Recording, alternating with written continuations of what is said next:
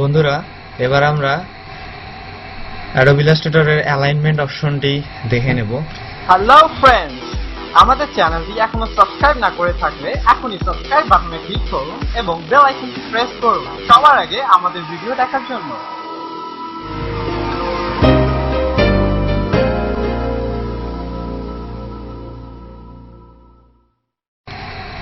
Alignment অত্যন্ত গুরুত্বপূর্ণ একটি বিষয়।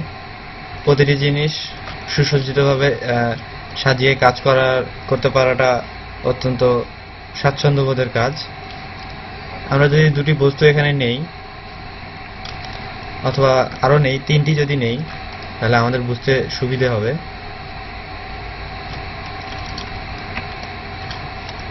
তিনটি করে কালার নেই আমরা। ওকে, এখন যদিও এই তিনটি সঠিক স্থানে আছে, আমরা এটিকে এলোমেলো করে দেই। তিনটিকে যদি আমরা একই সিরিয়ালে হরিজন্টালি আনতে চাই, অ্যালাইন করতে চাই, তাহলে দেখুন এখানে হরিজন্টাল অ্যালাইন রাইট একটা অপশন রয়েছে। দেখুন প্রতিটি হরিজন্টালি অ্যালাইন হয়ে গিয়েছে। আমরা আন্ডু করলাম। এবার যদি হরিজন্টাল লেফট অ্যালাইন করতে চাই তাহলে এটিকে ক্লিক করব। দেখুন প্রতিটি লেফটে হরিজন্টালি অ্যালাইন হয়ে গিয়েছে। এখন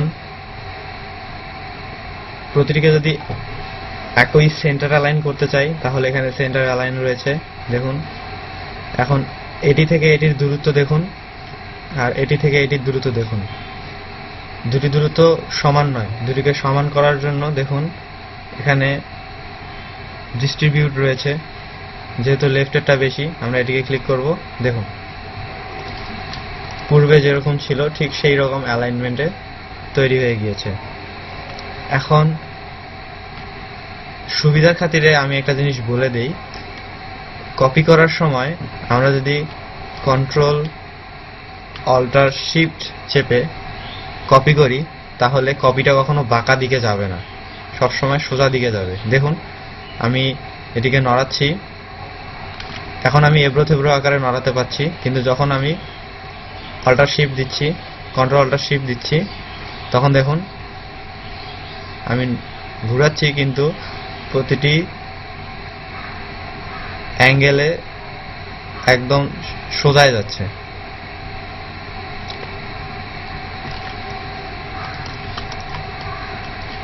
একাধিক জিনিস যদি আমাদেরকে কপি পেস্ট করতে হয় তাহলে দেখুন একটু সোজা বুদ্ধি।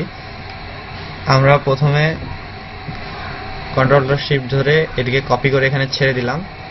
কিবোর্ড থেকে যদি আমরা কন্ট্রোল ডি প্রেস করি, একই জিনিস একই দূরত্বে বারবার কপি হতে থাকবে। দেখুন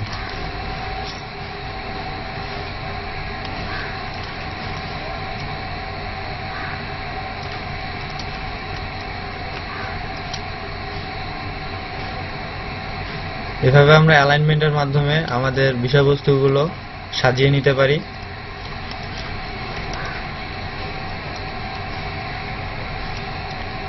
আশা করি আপনারা সকলে বুঝতে পেরেছেন।